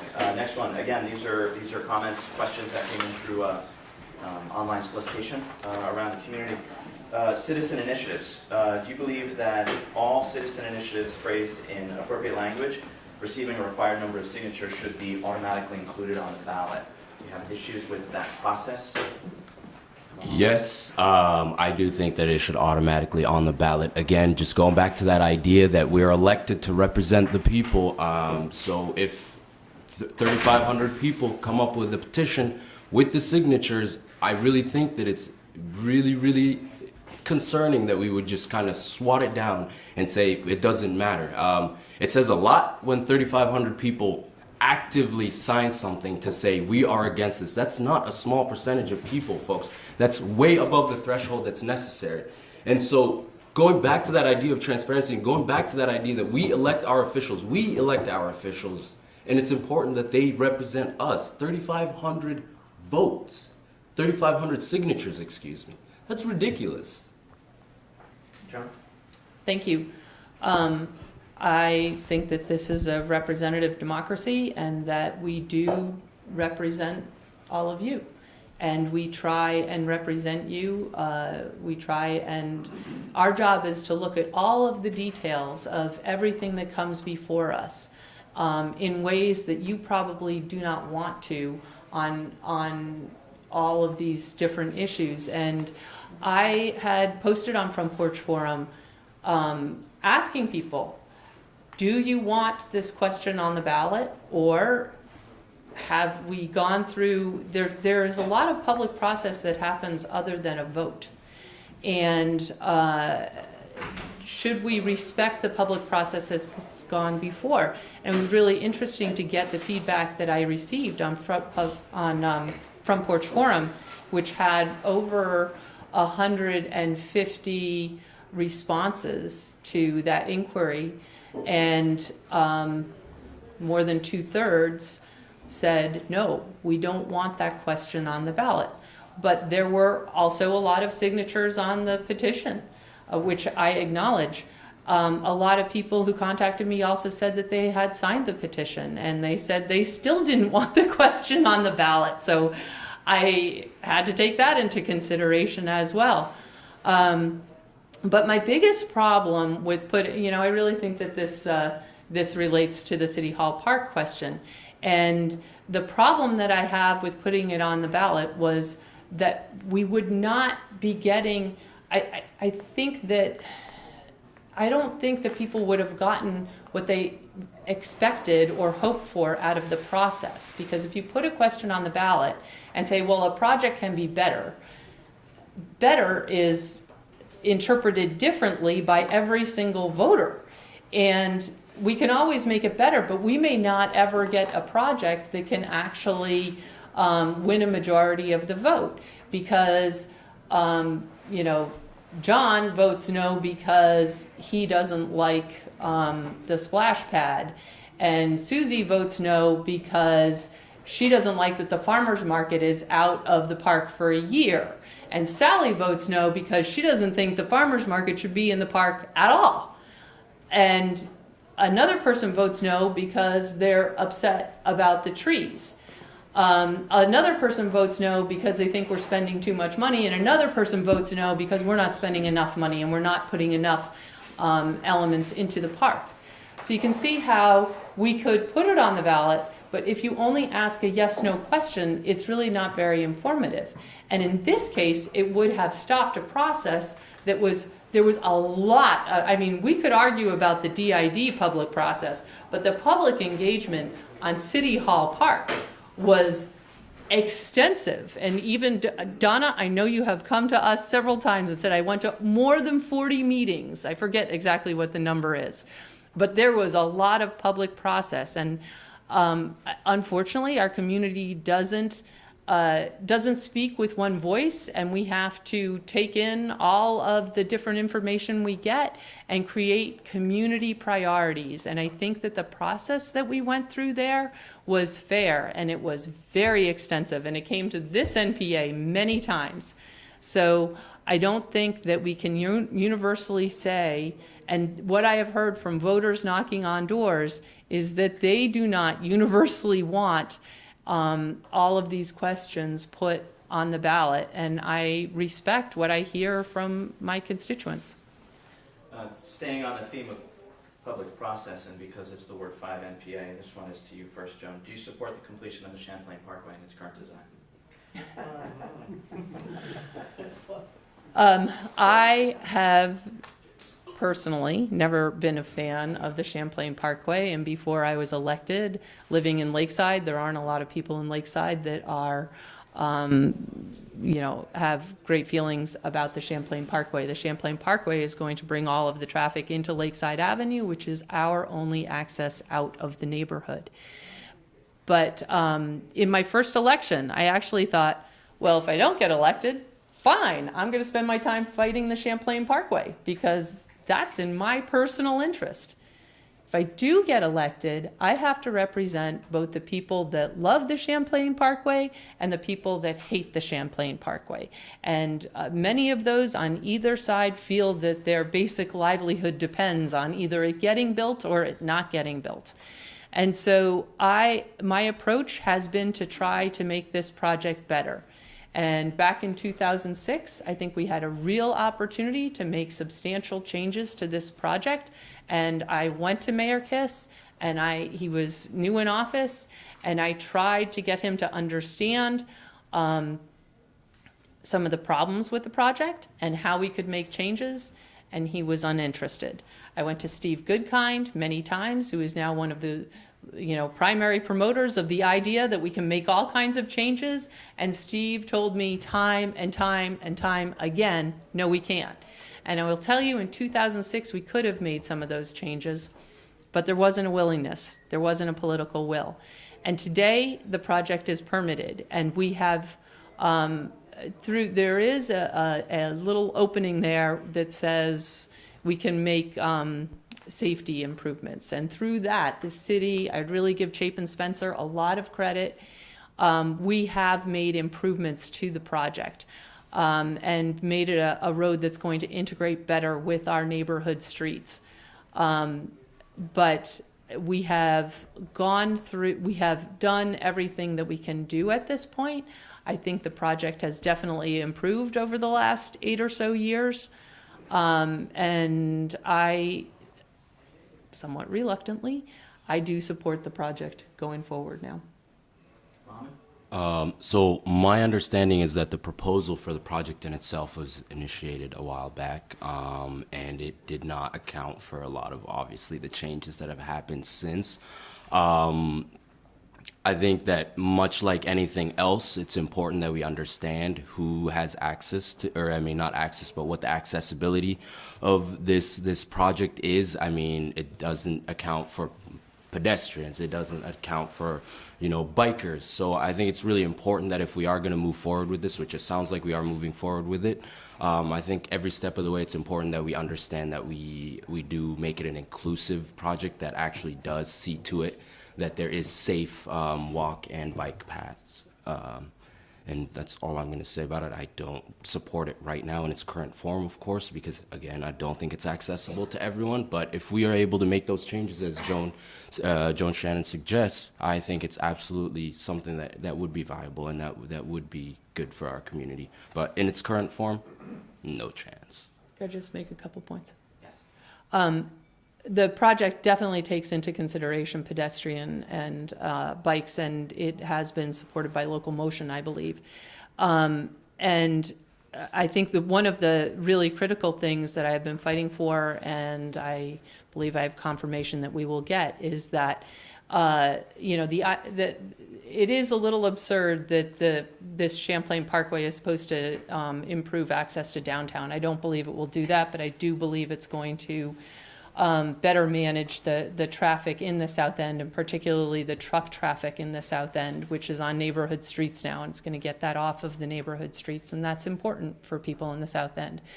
But potentially to bring more traffic into the King Street neighborhood, I am very concerned about that. And the way that that's expected to be managed is by putting traffic lights at King Street and Maple Street.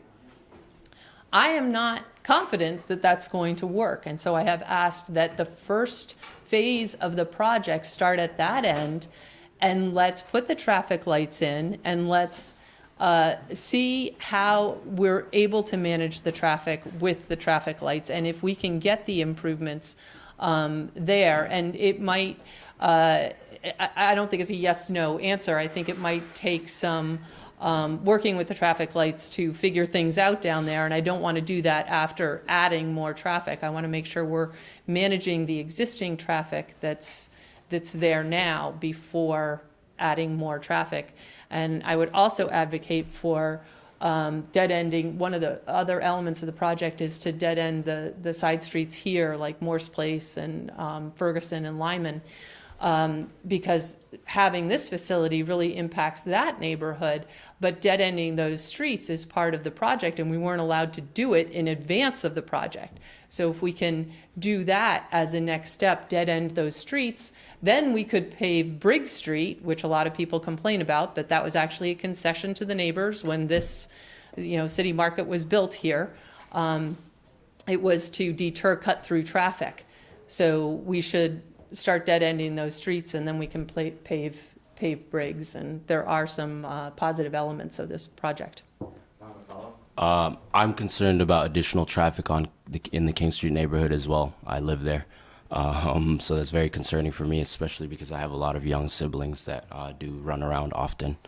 Too much energy. You just reminded me, actually, with the dead ends, another aspect of the project is that it dead ends Pine Street over there, which is troublesome because when traffic is, or if something happens on Shelburne Road, people don't have anywhere else to go. Once we dead end that Pine Street space, there's nowhere else for anything for traffic to go. So traffic is stalled there.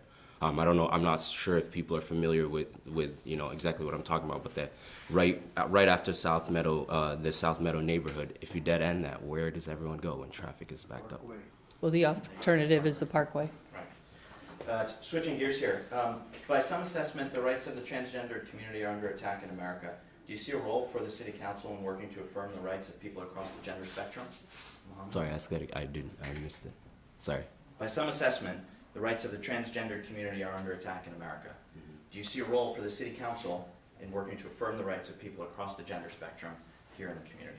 Absolutely, and I think that the City Council in itself should play a pivotal role in making sure that there is equality for everyone. And to be honest, I think the city should be involved in a lot more. Something that I've been recently working on is addressing the issue of misogyny and sexism, something that I've struggled with in my past as a young kid. I came from Kenya as a 7-year-old, coming from a culture that was explicit and clear in its sexism and misogyny, and then coming here to a society that was a little bit more hidden about it, and it was more insidious. It took me a long time to figure out how to navigate that space and figure out, who I am first and foremost, but also how to figure out who I should be. And so I think that the city in itself could probably play a role in creating some sort of I don't know if you would call it a committee or something that reaches out to communities that already feel very, very, very, marginalized in a lot of ways. So I think the city plays a pivotal role in all of that. We should protect everybody's rights, including transgender people, and yes, everybody. Okay. Next question, and John, this one's to you first. How has your opinion evolved on the basing of the F-35 at the BTV airport?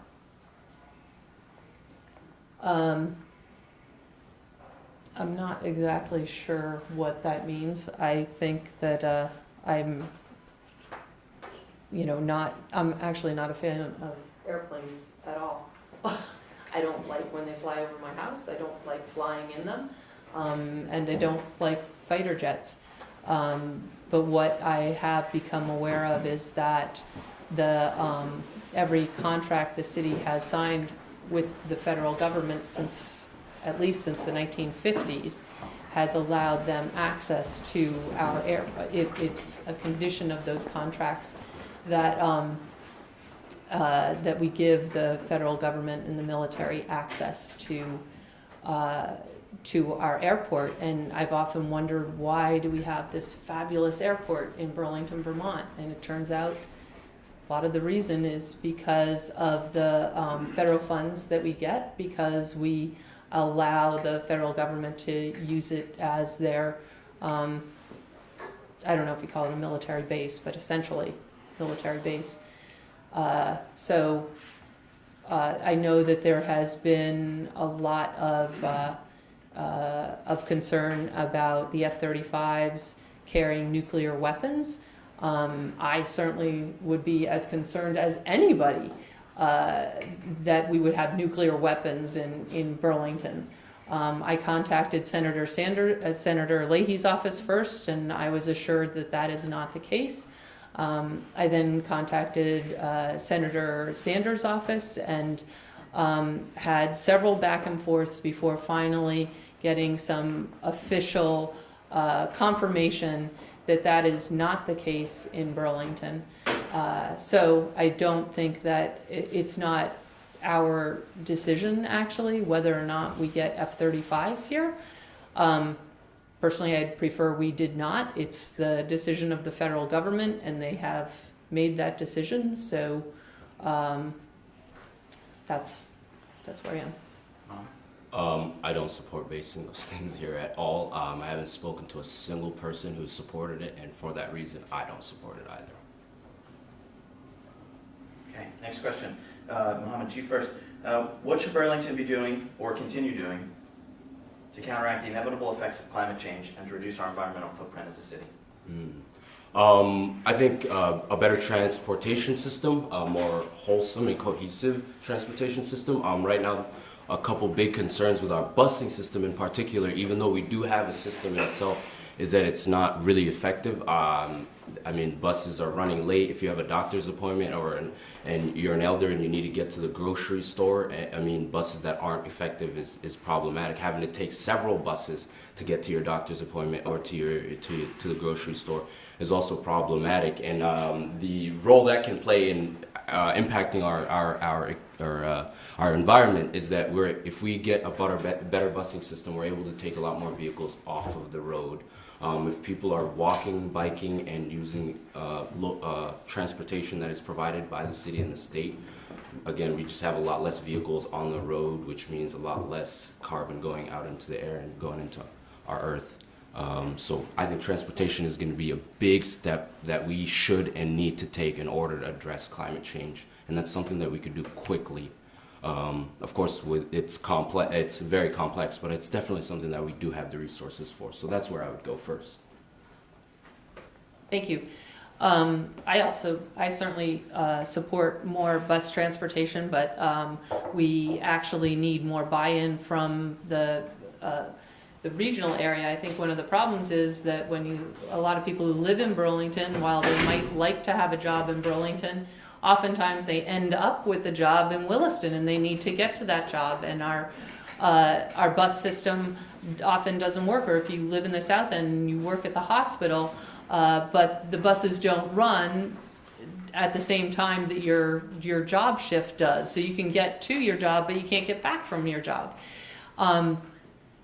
But all of that is, I would really like to see at the state level better commitment to regional bus systems, because it's not something that can really be solved just inside of Burlington. We need these other communities to actually pay into the system so that you can get to a job in Williston and not be limited to the jobs in Burlington. That being said, we also need to attract more jobs to Burlington so that people who live in Burlington can also work in Burlington. And that's something I think we all highly value, is having work opportunities within the city. But in addition to transportation, there's also, I think we often forget that all of our homes are being heated mostly with fossil fuels. And there's an initiative called the 2030 Challenge trying to get buildings to be upgraded and become more energy efficient and working towards net zero buildings. But the other thing that I have done as a city councilor is improve the standards by which new buildings are built so that they're meeting higher energy efficiency standards and higher environmental standards. And that has been very important to me, and I've pushed very hard. The developers don't always want to do that, but I think I think it is a privilege to build in the city of Burlington. And with that privilege, there are certain expectations our community has, and one of them is certainly energy efficiency and green building practices generally. So we agree on the buses. We need a better bus system. Anybody who's ridden the buses would agree we need a better bus system. And I have ridden the buses. Actually, they used to go through my neighborhood, and now they don't anymore. And you know why they don't go through my neighborhood? Because they didn't have time because of the traffic. There we go. We agree. Last question and then a quick closing statement. This one is to Joan, you first, I believe. Would you consider supporting a requirement that city council candidates sit on a board, commission, or NPA as a prerequisite prior to running? I don't think you should have a prerequisite to running. People come to this position in a variety of ways. I hadn't served, I had served on nonprofit boards, but I hadn't served on a city board prior to running, but I was very active in my community. It was actually before we had Front Porch Forum, and I actually used to run around my neighborhood printing newsletters about what was going on, and I had been I was the president of Preservation Burlington, had been on the board of the Lake Champlain Committee. And so through that work, there's a lot of different ways you can be engaged in the community other than such a specific prerequisite. But I think the voters have whatever prerequisites they want for who should be a city councilor, and we should leave it to them. So I serve on the board for the registration of voters. I serve on the United States Committee for Refugees and Immigrants, which used to be the Refugee Resettlement Program. I serve on the Sudanese Foundation, and I serve on the Youth Advisory Board, as well as another youth advisory group that I started with my friends. It's a peer mentorship group. With that said, I am agreeing again with Councilor Shannon. I don't think there should be any prerequisites. I really think people should be able to vote for who they feel is a viable candidate, whom they feel is someone that is going to respect their needs and attend to the things that are concerning to them. So I agree with you. I absolutely think that there shouldn't be any prerequisites. Run if you like. Okay, thank you. Quick closing comment, Mohammed? You're first. Thank you all for being out here tonight. I'm incredibly, glad to have this opportunity to be, the opportunity to potentially represent all of you. I just want to say that we really, really do have a very, very, very, very rich city in terms of culture, diversity, our economy. Burlington in itself and this lake is the economy of Vermont.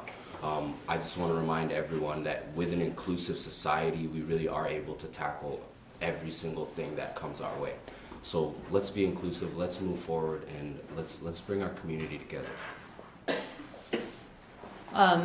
Thank you, Mohammed. And I share Mohammed's goals for having an inclusive community. And in fact, I had met with Mohammed before he was running when I heard he was interested in politics, and we had coffee together a couple times, and I really enjoyed that. And through that process, we put together an event at the King Street King Street Youth Center that was really trying to bring immigrants to the table, which I had suggested when Mohammed had mentioned that his parents were not comfortable coming to city meetings, which I completely respect and understand.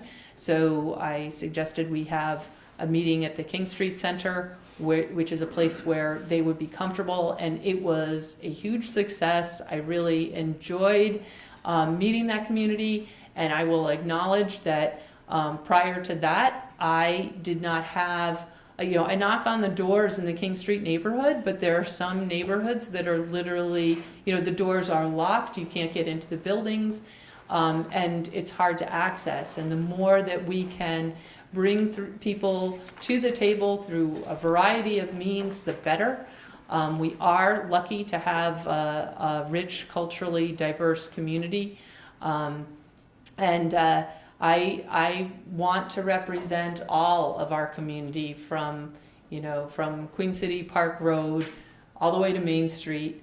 And I look forward to continuing to engage with all of you and maybe people who are watching on TV, and maybe people who are behind some locked doors who want to reach out to me. I would love to hear from you. Great. Thank you both so much for taking the time. Thanks. Thanks for coming. That concludes our meeting. See you all next month. Oh, and I have some information if you want to know my position on ballot questions, and I also have this information on the charter language itself.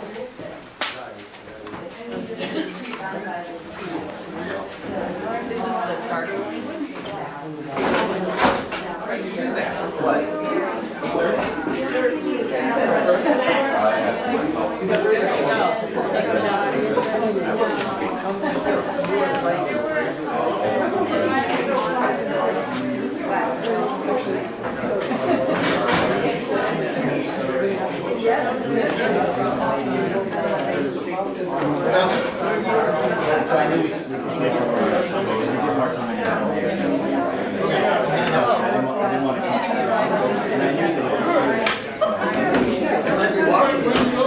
Yeah, I'll probably walk over. What?